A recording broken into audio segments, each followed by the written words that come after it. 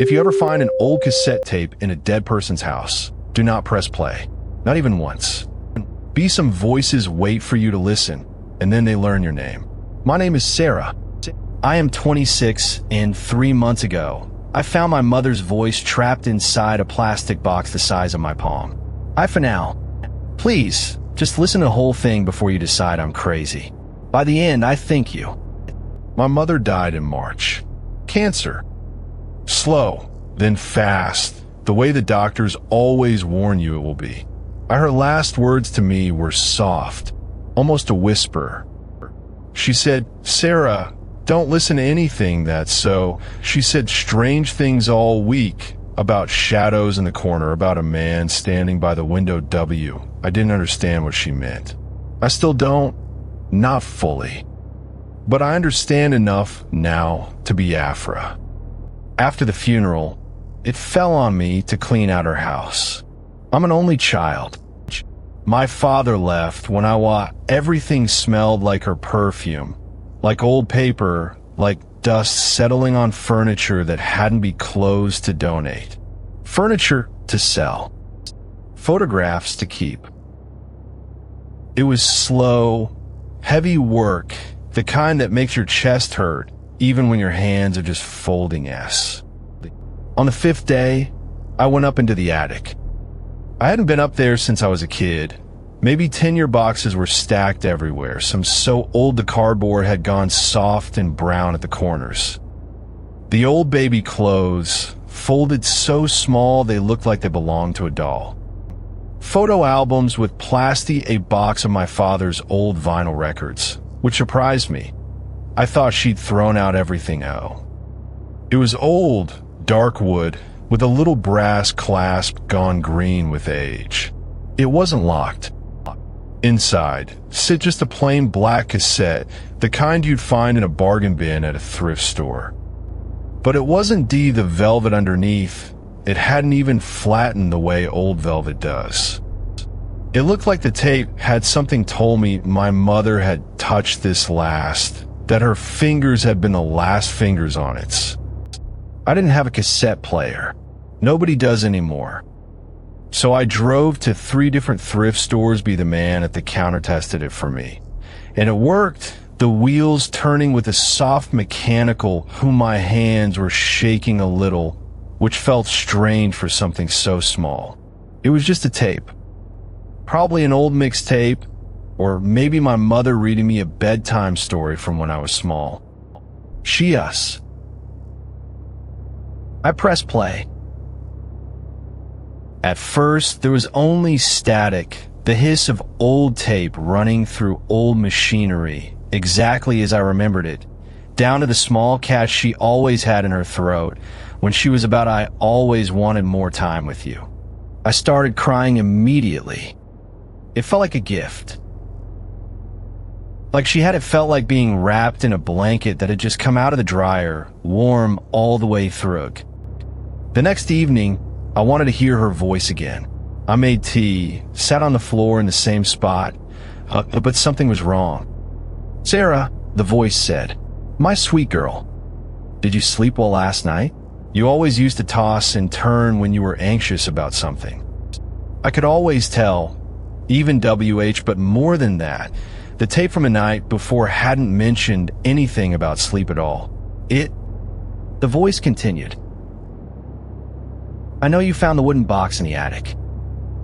I know you drove to 3 stores. Do you remember the blue dress you wore to your 5th birthday party? You cried because it had a STA. I hadn't even told my best friend that specific detail. I had only said I'd found an old player, so the tape clicked off again, exactly 10 minutes in, same as before, the click sounding almost polite. In the morning, sunlight helps. It always does.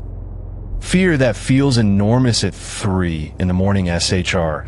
I told myself there had to be a logical explanation. Maybe the tape had multiple tracks, and the PLA nobody could record onto an old cassette tape and place it inside a sealed box in an attic that had Denise sounded confused. She said my mother hadn't mentioned anything like that. Not once, and Basid. That should have scared me more than it did. Instead, some strange, hopeful part of me wanted a bell. I went to the library and looked through old newspaper archives for our town, searching for anything no cause of death was listed. The article ended abruptly, as if the reporter had been told to stop. Old towns have old tragedies, dozens of them, buried in every issue of every dead newspaper. But Before that, though, curiosity got the better of me one more time. I found the old address listed. FO, sad, maybe the way old houses look when nobody has loved them in a long time, but ordinary. And Oldie looked at me for a long moment, the way you look at someone when you're deciding how much truth teeth in the last year of her life. Something changed. She stopped coming outside during the day. Talking like a conversation, he said, leaning on his rake. Back and forth. Except there wasn't Margaret. Walter's face did something complicated, somewhere between sadness and something older, and in the girl. He shook his head slowly. The girl was gone before the funeral.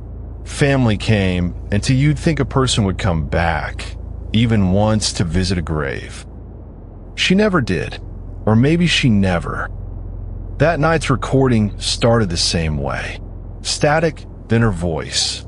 "Sarah," it said, "you called Denise today. She doesn't remember me telling her anything, does she? That's all right. I never told anyone about you and me. Not really. Some things are just between a mother and her dog. There was no way it could know about the phone call.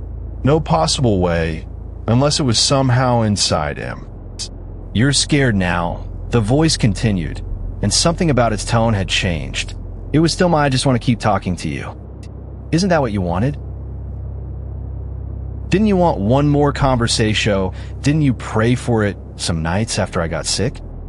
Didn't you lie in bed and beg whatever's list? I had prayed exactly that, more than once in the darkest weeks after the diagnosis, when I understood. I know things now that I never knew when I was alive," the voice said. "I know you didn't visit me. I forgive you. I forgive you for all of it, sweetheart. Doesn't that feel good to hear? Doesn't that I reach for the stop button, my hand hesitating over it for one long, terrible second, some deep, all of them. Things I had never told a living soul, things I was ashamed of, things I had buried so." I threw the tape and the boombox into a garbage bag that night, tied it shut in 3 separate knots inside, the boombox and the tape completely undamaged, like nothing had ever happened to them. No see, I carry the bag inside. I didn't unpack it right away. I let it sit in my closet for almost 2 weeks another night. I woke at exactly 3:17 in the morning, a time that would come a matter very much law. I told Priya everything, one night over wine at her kitchen table, half expecting her to tell me. And her grandmother, she told me, used to tell a story about a haunted radio back in the old country. Replace someone how? I asked, my mouth dry. Priya shrugged, uncomfortable, wrapping both hands arrow. They just said, "Don't feed it. Don't give it your attention. Don't let it keep learning because ever." I laughed it off at the time, mostly because I needed to laugh at something, needed the fear in my sea, and each time the voice sounded a little more confident, a little more like it belonged in my life. Priya went quiet again and told me her grandmother had passed away 4 years ago, but she remembered talking back was worse. I hadn't talked back yet. Not once. Small comfort, but I held on to it anyway. I bought a hammer. That sounds almost funny now, writing it down.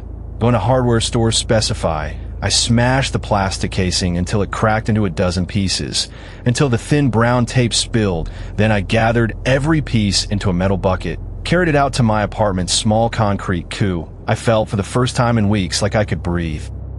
I went home and took the longest shower. I lay frozen in bed, listening. The static was faint but unmistakable, coming from the direction of it was coming from the radio on my microwave. The little digital clock radio that came built into Don't You Miss Me? Don't you want your mother back? I'm so close now, Sarah. I'm so close to being Yeah, I know, it said. But I'm getting closer. Every time you listen, I get a little closer to being he.